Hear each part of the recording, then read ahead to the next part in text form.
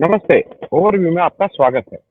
अ, आज मैं ट्रैवल कर रहा हूँ इस वजह से ये थोड़ा आपको क्वालिटी ऑफ वीडियो थोड़ा खराब लगेगा। मैं एयरपोर्ट पे हूँ और वहीं से जो भी सर्विस है उसी के हिसाब से ये आपके साथ बातचीत करने की कोशिश कर रहा हूँ। अ, आज ओवरव्यू का दिन है, थर्सडे है, मैं श्रीनगर से लौट रहा हूँ और श्रीनगर की बात भी थोड़ी कर लूँगा।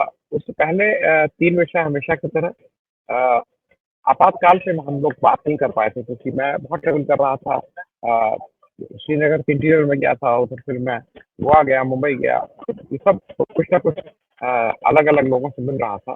तो पहला वही आपातकाल और भाजपा के जिस तरह से उसको स्थिति और उसके अनुभव साझा करने की बात कह रहे हैं, उस पे भी बात करेंगे। दूसरा जो इलेक्शन कमीशन में ये बात हुई है कि कांग्रेस पार्टी और राहुल गांधी इलेक्शन कमीशन में जाएँगे।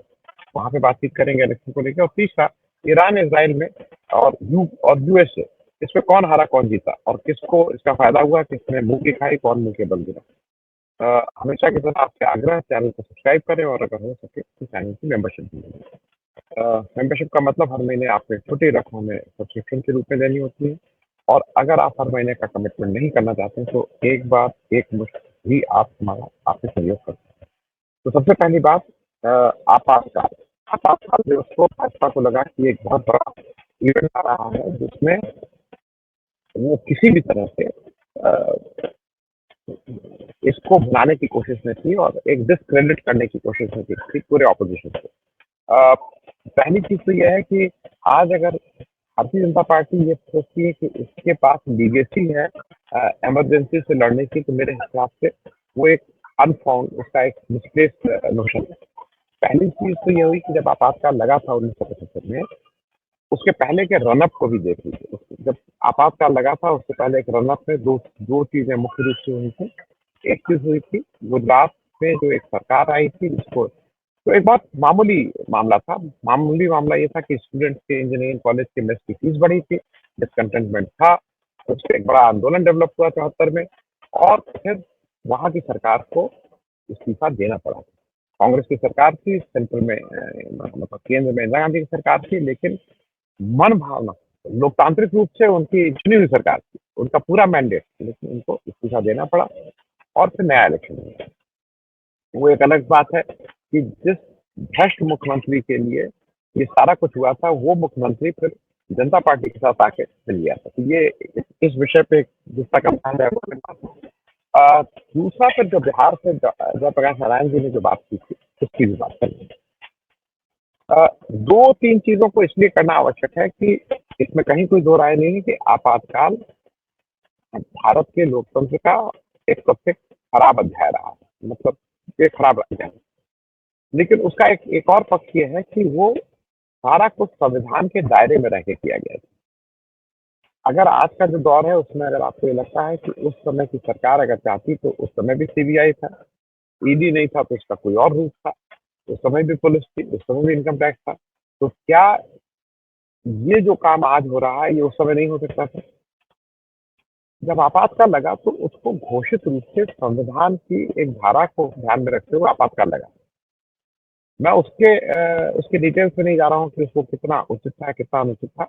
किसी भी डेमोक्रेसी में, किसी भी लोकतंत्र में आपातकाल लगना इंटरनल इसके लिए उस लोकतंत्र को कमजोर करता है, इसमें कहीं कोई दो राय नहीं है। और मुझे ऐसा लगता है कि इसके लिए कांग्रेस पार्टी ने सार्वजनिक रूप से एक नहीं कई बार इससे माफी मांग ली है। इससे उसने ये उसने स्वीकार किया है कि ये उनसे एक एक गलती हुई थी। लेकिन दो तीन चीजें और हैं।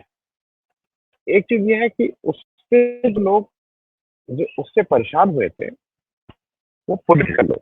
मेरे घर में भी मेरे मेरे भाई जेल में रहे उस आपातकाल के दौरान। बहुत से लोग जेल में रहे। मेरे मेरे बहुत से इर्द गिर्द के लोग हैं। मेरा जो एक सगा भांजा था उसी समय राजघाट बनारस के थे जहाँ जेपी बहुत आते रहते थे। मेरे बहनोई वहाँ काम करते थे। उसकी मृत्यु हुई उस जून में। और उससे बहुत सी चीजें हर घर ने उसको इफेक्ट किया था। लेकिन आज जब आप देखते हैं तो आपातकाल को दो तीन चीजें याद रखिएगा। आपातकाल का सबसे बड़ा सपोर्टर कौन है? जिसने लिखित रूप से एक नहीं अनेक टिप्पणियां लिखी थी। उस संगठन का नाम था आरएसएस।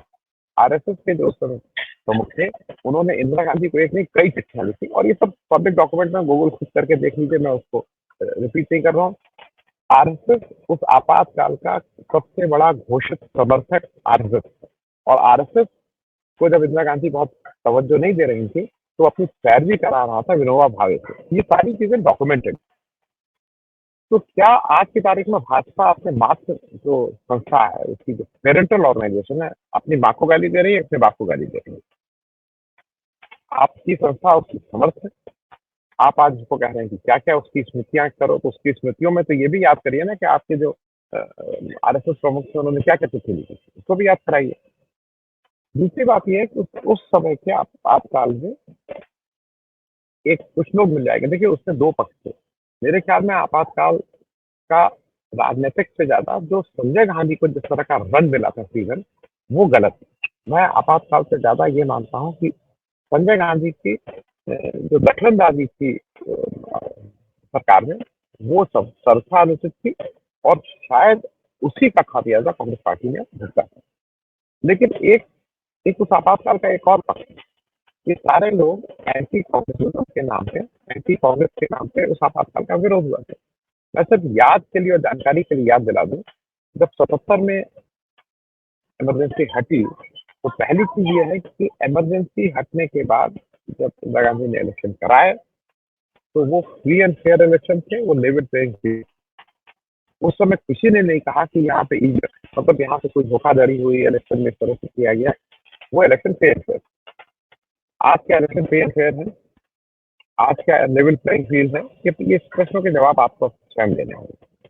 दूसरी बात, उस समय जब इलेक्शन हो गया, और एक चीज ध्यान रखिएगा, ब्रूट मेजोरिटी नहीं मिली थी जनता पार्टी को। लेकिन जब इलेक्शन हो गया और जनता पार्टी के सामने ये आया कि अब कौन लीड करेगा इस देश को, तो 3 विकल्प थे: मोरारजी देसाई, जगजीवन राम और चरण सिंह।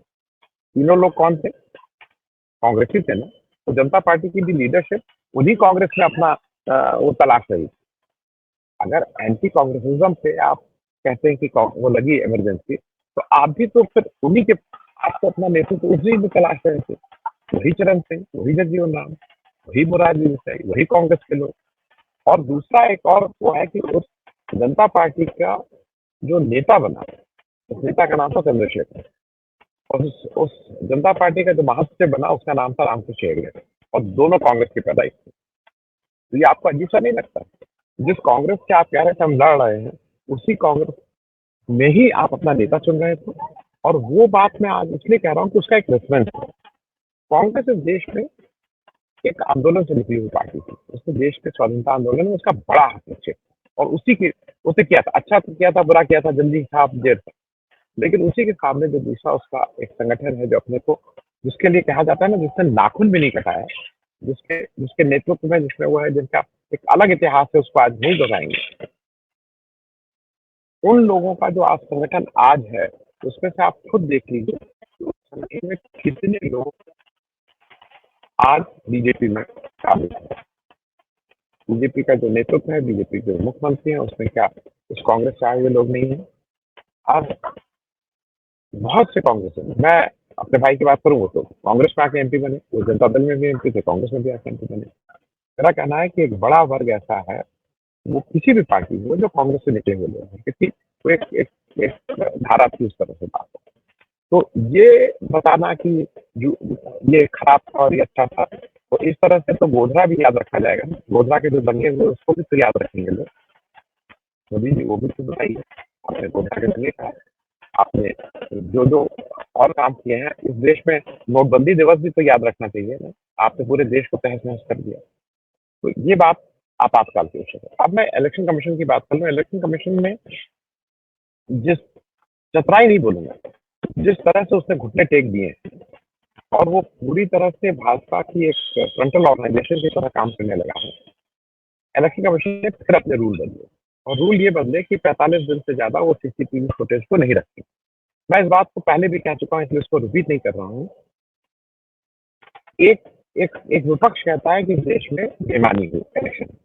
मेरे हिसाब से इस देश का विपक्ष नहीं, अगर 2 आदमियों को भी लगता है कि बेईमानी हुई, तो आप उस बेईमानी का दूर करिए, आप उनकी बात का जवाब दीजिए। हम जवाब नहीं देंगे। हम जवाब ही नहीं देंगे हम उन सारे रास्तों को बंद करने लगेंगे जहाँ से जवाब माँगे जा सकते हैं। जवाब क्या माँगेगा? नहीं, जवाब माँगेगा जिसमें पर्चा साहब जब थे प्राचा माफ़ कीजिएगा, प्राचा साहब जब हरियाणा और पंजाब हाई कोर्ट से ऑर्डर ले आए सीसीटीवी फुटेज का, तो आपने कह दिया कि नहीं, नहीं थर्ड पार्टी इंटरवेंशन नहीं होगा, ये तो केवल वो कर सकते हैं। फिर आपने उस प्रक्रिया को इतना जटिल बना दिया और इतना महँगा बना दिया कि एक जगह की रिकाउंटिंग और उसके लिए आपने कुछ उसके लाखों रुपए डाल दिए। कुछ अजीब-सा कुछ 30-40 हज़ार रुपए एक बूथ का। एक लोकसभा इलेक्शन में मोटे तौर पे करीब-करीब 20 बूथ 2000 बूथ को अगर आप मतलब आपने कुछ ऐसा कर दिया है कि ये केवल अडानी जी, अंबानी जी ही इसको अफ़ोर्ड कर सकते हैं। कोई राजनेता तो इसको नहीं अफ़ोर्ड कर सकता है जो सही में नेता है। व्यापारी आज नेता बन के आ गए हैं, बिज़नेसमैन बन के आ गए हैं, उसकी एक अलग बात है। इन सब में वो इलेक्शन कमीशन कॉर्नर पे है। इलेक्शन कमीशन ने इसमें आपसे पूछा गया था कि भारत की राजधानी क्या है? और भारत की राजधानी में कितने लोग रहते हैं? आप जवाब दे रहे हैं कि नहीं सर्दियों के मौसम में अंगूर खाना चाहिए और उसमें ये खाना चाहिए। आपसे पूछा क्या जा रहा है, आप जवाब क्या दे रहे हैं? और अब आप कह रहे हैं आपने जवाब एक एक भी बात का नहीं किया है। आपने कहा है कि अगर कुछ और है तो आप आके हमसे फिर बात करिए। उसका एक डिटेल लेटर फिर गया है कांग्रेस की तरफ से कि आपने हमारे इन प्रश्न भाई उनसे मांगा क्या जा रहा है? उनसे दो चीजें मांगी जा रही हैं। मतदाता सूची इज पब्लिक डॉक्यूमेंट। मतदाता सूची मांगी जा रही है कि आप महाराष्ट्र इलेक्शन में जब लोकसभा इलेक्शन हुआ उसकी मतदाता सूची दे दीजिए, फिर जब विधानसभा इलेक्शन के महीने बाद उसकी मतदाता सूची दे दीजिए। इसके अलावा तो कुछ नहीं है। आप वो क्यों नहीं दे रहे हैं? क्योंकि आपने चोरी की है। अगर चोरी नहीं की है तो सूची निकाल के दे दिए। ये किसी भी कंप्यूटर मतलब हम लोग तो कंप्यूटर कुछ नहीं जानते। मेरे दफ्तर का जो कंप्यूटर चलाता है लड़का, ये उसके लिए शायद 5-10 मिनट का काम है।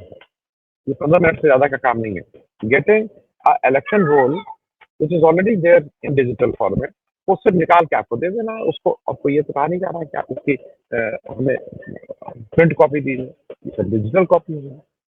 आप क्यों भाग रहे हैं उससे? क्योंकि आपकी चोरी पकड़ी जाएगी। चोरी पकड़ी जाने से ज़्यादा ये है कि देश के लोकतंत्र की पहली सीढ़ी होती है इलेक्शन, चुनाव। और अगर चुनाव की प्रक्रिया में ही लोगों के मन में शक है, तो मेरे ख्याल में वो ये जो इलेक्शन कमीशन है, ये अपने उस रोल को निभा पाने में निभा पाना तो दूर की बात है, वो उसके अगेंस्ट काम कर रहा है। क्योंकि लोगों का ये विश्वास अगर होता है कि भाई कुछ भी कर लो, इलेक्शन कमीशन तो उसके हाथ में, तो ये बहुत अच्छी स्थिति नहीं है। ये तो हो गई दूसरी बात। अब तीसरी बात कर लें ईरान, इज़राइल और यूएसए। इसका क्या फ़ायदा हुआ? मेरे हिसाब से इस पूरे जो जो जद्दोजहद रही, उसका एक सबसे बड़ा बेनिफिशियरी ईरान है। और मैं आपातकाल की एक बात और अंत में करूँगा क्योंकि मैंने सोचा था बात कहीं फिर वो लंबी हो जाएगी, इसलिए मैं आपातकाल की एक बात और अंत में करके खत्म करूँगा। लेकिन पहले ईरान, इज़राइल और यूएसए, इसका सबसे बड़ा बेनिफिशियरी मेरे हिसाब से ईरान है। ईरान की जो सत्ता है, वहाँ पे खमेनी साहब के अगेंस्ट उनका एक एक व्यवस्था थी क्योंकि वो लोकतांत्रिक ढंग से नहीं है, वो अपने को सुप्रीम लीडर बोलते हैं और उनके यहाँ प्राइम मिनिस्टर, बाकी लोग उनके यहाँ और वो अपने को सुप्रीम लीडर बोलते हैं। उस व्यवस्था में उनके अगेंस्ट भी एक जनमानस था, इसमें कहीं कोई दो राय नहीं। लेकिन जैसे ही वहां पे इजराइल ने ये कार्रवाई की, वो सारे जनमानस अपनी व्यक्तिगत चीजों को बुला के उनके पीछे खड़ा हो गया। नंबर एक। नंबर दो, ईरान में वो शिया लीडरशिप है। जब आप किसी भी लीडरशिप को देखते हैं तो मुसलमानों में शिया और सुन्नी में सुन्नियों का नंबर ज्यादा है। मैं एग्जैक्ट तो नहीं, लेकिन मैं एक रफ एस्टिमेट हूँ, 90% से ऊपर सुन्नी है। शियाओं का नंबर कम है। कभी भी शियाओं की लीडरशिप नहीं हुई है। वो अलग बात है कि मतलब बहुत सी जगहों पे शियाओं का इंटरफेरेंस बहुत रहा है, लेकिन उनकी लीडरशिप। आज आपने क्या किया? आज उस हमनैनी के पीछे पूरा वो जो इस्लामिक वर्ल्ड है वो खड़ा हो गया है। और जो आपकी जो सऊदी अरेबिया की लीडरशिप थी, जो अपने को इसका चौधरी मानते थे मुस्लिम पॉलिटिक्स का, इस्लामिक पॉलिटिक्स का, उनकी थू-थू हो रही है। और ये बात मैं इसलिए कह रहा हूँ, मैं कश्मीर से आ रहा हूँ, मेरे साथ जो ट्रेवल कर रहे हैं वो मुसलमान हैं। सब लोगों को आज ये लग रहा है कि सऊदी अरेबिया ने उनको ठगा, उस पॉलिटिक्स को ठगा। और वहाँ पे ईरान बिल्कुल पीछे आ गया और ईरान में विजय दिवस मनाया जा रहा है। क्यों विजय दिवस मनाया?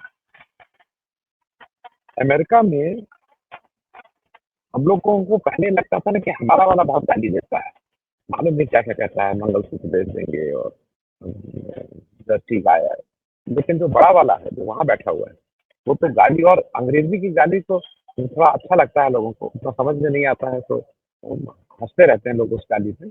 गंदी गंदी गाली दे रहा है, न्यूयॉर्क टाइम्स को गाली दे रहा है। अ, मतलब वो अपने CNN को गाली दे रहा है और कह रहा है ये सब झूठे हैं, ये सब बेईमान हैं। उनके यहाँ सारे मीडिया को गाली देना ट्रंप ने शुरू कर दिया, क्योंकि उनकी पोल खुल रही है।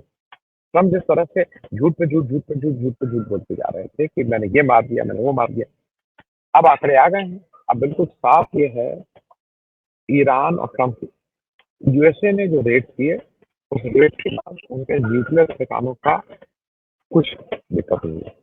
ऑफिशियल स्टेटमेंट ये है कि वो जो भी क्षति हुई है वो कुछ वीक में उसको कवर कर लेंगे, साल छोड़ दिए, वीक या मैक्सिमम कुछ महीनों में वो रिकवर हो जाएगा वो क्षति। तो उनकी ऐसी कुछ क्षति नहीं है। दूसरा, उनके यहाँ से बिल्कुल स्पष्ट आया है कि जो हम अपना काम कर रहे थे वो कार्रवाई हम करते रहेंगे। तो उसमें जिसको कहते हैं ना मुंह की खाई में, एक तो जो कहीं से बात बिल्कुल साफ निकल रही है कि इसमें कहीं ना कहीं चाइना का रोल रहा है, क्योंकि thank you China, thank you. अब ट्रंप जी इस समय थैंक यू चाइना कर रहे हैं, और उसका ये मानी हुई बात है, कहीं कह नहीं रहे हैं कि ईरान के ऊपर दबाव चाइना का था, चाइना उनको पूरी तरह से मदद कर रहा था। चाइना ने कहा कि ईरान ने कहा कि भाई सीज फायर के लिए हम तैयार है, वो बंद कर देंगे, हम भी बंद कर देंगे। और उसमें शायद कहीं ना कहीं इनका रोल रहा है, क्योंकि ये ट्रंप ने सार्वजनिक रूप से कहा है कि हम जो सैंक्शन है ईरान का उसको खत्म कर रहे हैं, और अब चीन जो है वो तेल इंपोर्ट कर सकता है। तो उस सैंक्शन, और जैसे उम्मीद ये है कि अगले, अब 2-4 दिन में होता है कि 1-2 हफ्ते में होता है, ईरान का सैंक्शन खत्म होने दिखाई दे रहा है। शायद इसी बात पे सीज फायर हुआ है। और इसराइल जो आयरन डोम के जो बिग बॉस थे, सुपरमैन, वो तो निमरा हो रहे हैं। उनको अपनी, जिसको कहते हैं ना, उनकी ऐसी दुर्गत हुई है कि उसका कहना ही क्या। मैं अंतिम बात इसलिए कहना चाह रहा था कि अंत में करेंगे। आपातकाल को ये कह रहे थे, मैं कश्मीर में, और कश्मीर में मैं एक एक व्यक्ति से मिलना चाहता हूँ। वो व्यक्ति सार्वजनिक उसमें है, वो जुमे की नमाज में आते हैं, वो एक उनकी धार्मिक लीडरशिप है, वहाँ के पॉलिटिकल इम्पोर्टेंट है। अ, उनके घर मेरा आज अपॉइंटमेंट, मैं कश्मीर गया था और लोगों से भी मिलने। उसमें आज सुबह जब मैं इसलिए इस बात को ला रहा हूँ, मैं मीरवास साहब के घर गया था। मीरवास उमर फारूक साहब हैं, इनके यहाँ मेरे जो कश्मीर में आप सब लोगों ने देखा होगा जलील राठौर साहब हैं, शायद ये सब लोग मेरे यहाँ आते हैं। इन लोगों ने कहा था कि आपका एक बातचीत कर सकते हैं, मेरा शाम का जहाँ 11:15 का लोगों का तय हुआ था कि 11:15 बजे आ जाए, 15 मिनट का या 20 मिनट का हम लोग बातचीत करेंगे, वहीं से फिर एयरपोर्ट पकड़ लेंगे। वहां जब पहुंचे तो 2 मिनट के अंदर मालूम नहीं कहा से पुलिस आई, और पुलिस ने कहा कि क्या आपने परमिशन ली है इनसे मिलने की? हमें भाई, हमें तो पता नहीं था। मेरे ये लोकल जो जर्नलिस्ट हैं, ये मेरे साथी हैं, इन लोगों ने उनसे बात की है, मेरी तो बात भी नहीं है। मैंने आपसे पहले हमें अपने रखा, मैंने डिप्टी वाइस से बात की, एसपी से बात की, क्या क्या की, फिर उनका और कहा कि यहाँ मत खड़े होइए, आप लोग यहाँ से हट हमें कौन सा कोई धरना प्रदर्शन वाले का, हमें चले गए। फिर उनका आधे घंटे बाद आया, उसने कहा सो सॉरी, नाम मैं इसलिए नहीं ले रहा हूँ, उस अधिकारी से तो मेरा कुछ है नहीं, वो तो अपने हुक्म बजा रहा था। वी आर सो सॉरी कि हम आपको ये परमिशन नहीं दे सकते। फिर मेरे जो साथी हैं मीरवा साहब का, उनके पास फोन आया कि मैं माफी चाहता हूँ कि ये आपको इस तरह का हो। हमने कहा नहीं, अब हम और आप क्या कर सकते हैं, ठीक है। मैं सिर्फ ये कह रहा हूँ, ये क्या आपातकाल नहीं है? एक व्यक्ति जो कश्मीर में रहता है, उसकी, मैं पॉलिटिकल फिलोसफी की बात नहीं करता, अच्छा है, बुरा है, गोरा है, काला है, जो भी कहता है, वो वहाँ पे जो ग्रैंड मॉस्क है, वहाँ के जुमे की नमाज के दिन वो अपना एक सरमन देते हैं, हो जाते हैं। लेकिन उनसे बात, और ये एक बार नहीं, उनका बहुत कॉमन चीज है, उनसे बात कौन करेगा कौन नहीं करेगा ये डिसाइड होता है दिल्ली। कश्मीर में लोकल जो लोकल सरकार है, वो खुद भी मानती है कि उसका कुछ वजूद नहीं है, और वहाँ के लोग भी मानते हैं कि ये कहता तेरा जो टैक्सी वाला था वो कहने लगा कि अरे साहब ये तो 50 टिकट ट्रांसफर करने की इनका इस सरकार का दम नहीं है, ये कौन सी। तो तय ये हमको और आपको करना है कि एक उस 18 महीने के आपातकाल को मोदी जी आज उसको एक बड़ा इशू बना रहे हैं। और जो पिछले मेरे हिसाब से 2019 से तो घोषित आपातकाल आपने कश्मीर में लगा रखा है, मणिपुर में तो आप आपातकाल लगा भी नहीं रखे हैं। 11 साल से आपने कश्मीर में क्या कर रहे हैं, 2010 में तो आपने कश्मीर में उसका जवाब कौन देगा। बहुत बहुत शुक्रिया, थैंक यू सो मच।